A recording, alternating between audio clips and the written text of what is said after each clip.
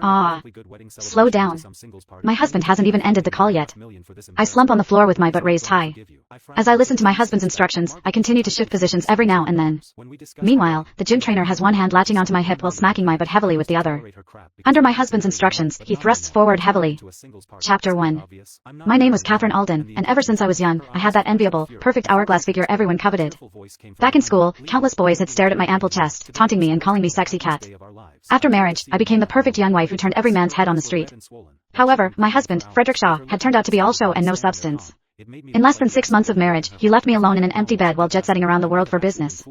They said a woman felt loneliness most acutely after turning 25. Every night, I could only curl up under the covers, pressing my thighs together to control the urge. When I failed, I would lift my skirt and slowly explore myself. After that fleeting pleasure, I would gaze at the ceiling, letting tears of longing and frustration fall. It was never enough. Nothing I did could satisfy me. I craved a fierce man to pin me beneath him as he claimed me. I wanted a man who could truly fill me, body and soul.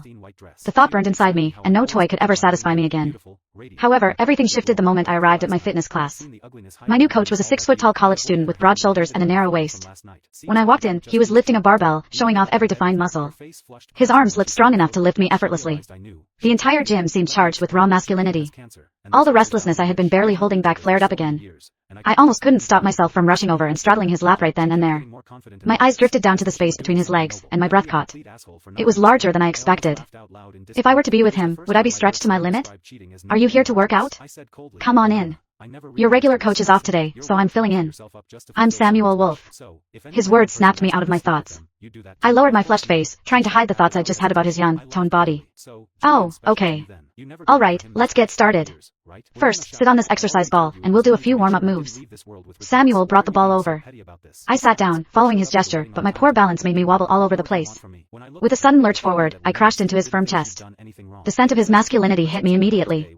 I hadn't been this near a man in ages, and suddenly, every part of me thrummed with anticipation. Be careful. Fearing I would stumble, Samuel reached out to steady my waist.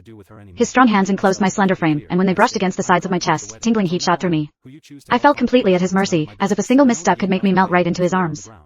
Next, engage your core and lean over this exercise ball. He was completely focused on the exercise, unaware that his touch had already ignited my body and left my cheeks burning with heat. Chapter 2. I shook my head hard, trying desperately to push those inappropriate thoughts aside. Just as Samuel instructed, I leaned forward over the exercise ball. Excellent, just like that. Hold your position, Samuel said, looking down at my form. Suddenly, he barked, "Don't let your hips lift." He swatted my backside. All the desire I had just forced myself to suppress ignited again. My legs clamped together uncontrollably, and a wave of warmth flooded my lower body,